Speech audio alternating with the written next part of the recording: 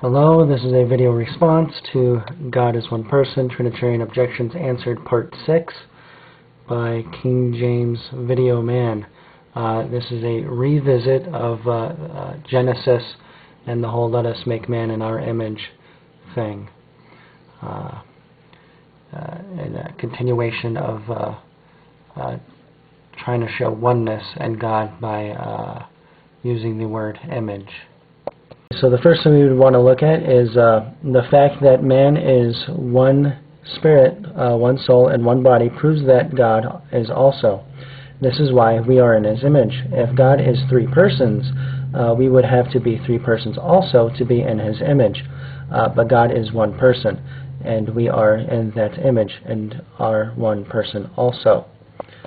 Well, the first thing I would want to say to this is that in Genesis and throughout all of the Old Testament, God, what is meant there by God, is not a physical thing. Therefore, God doesn't have a body in the same way that you have a body. So what gives you your body is not what gives God His body. God, I would say, is a body, or embodies certain things, but is not a physical thing. He's a spiritual being. The second thing that I would want to say to this is that by soul, I'm pretty sure most philosophers would agree that when you are talking about a person's soul, you're talking about their mind. And in most cases, when you're talking about their mind, you're talking about their soul. These are kind of the same thing. It's two words to mean the same thing. One could probably argue against that, but I think in most cases that's what we mean. So to say that I have a single mind, in the Trinitarian view, God has three minds. He has three centers of consciousness. I have one.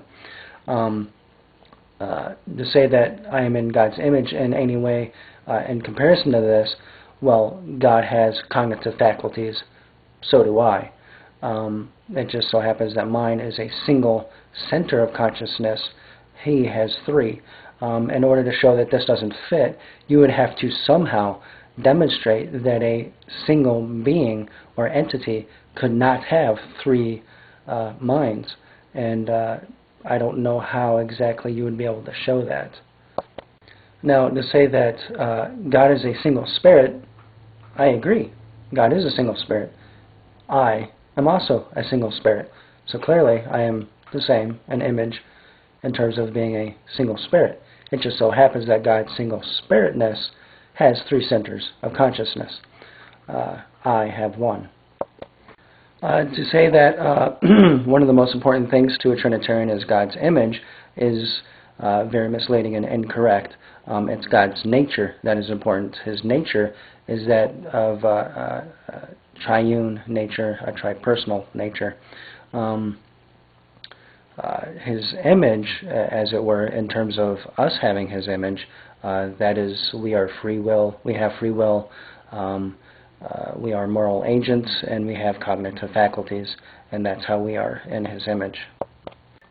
The Trinitarian response to Isaiah 42:1 is that, well, yeah, God, the one who's speaking there, has one single soul, because there's only one single person of the Trinity talking there. And most likely that very person is the one who always interacted with humanity, and that would be the one who manifested in the flesh later. And now I think you belittle God when you demand that God's nature has to be, you have to have something, another living thing in nature that has the exact nature of God in order for you to accept who God is. That's extremely belittling of God. But if it is that you really must seek something in nature that is likened to God, well, look around you. Look everywhere. Because everywhere you got single things that have diverse parts to make that single thing. For example, you have two eyes to make one image. You have two ears for one hearing system. You got two lungs to breathe. You got two legs to walk. Water, H2O, two different elements to make one pure thing, water. Every single thing in nature that is one thing, that one thing, if you look at it, has many, many parts, or just a little bit of parts, but more than one parts, and they're all diverse parts. One single cell in your body has over 200 parts to make that cell. Philosophers call this unity and diversity, and it's everywhere. It's all over nature. So like God says, if you want to know who or what He is, look at nature. Romans is right. However, Romans is not talking about looking at nature and you're going to see a triune being.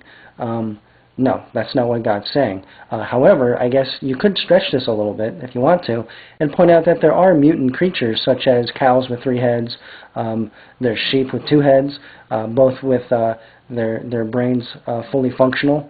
I don't know if their bodies are functional, probably not. There's humans who are born with 2 heads. So to say that there could be a single thing or entity with multiple minds or cognitive faculties, well, you can actually see that in nature. So I think that you're belittling God here, but at the same time, nature slapping you in the face, to be quite honest. With the last part of your video, I completely agree. God is in Genesis, when He says the whole us thing, He's speaking to His heavenly court. He's speaking to the angels. So I completely agree with that.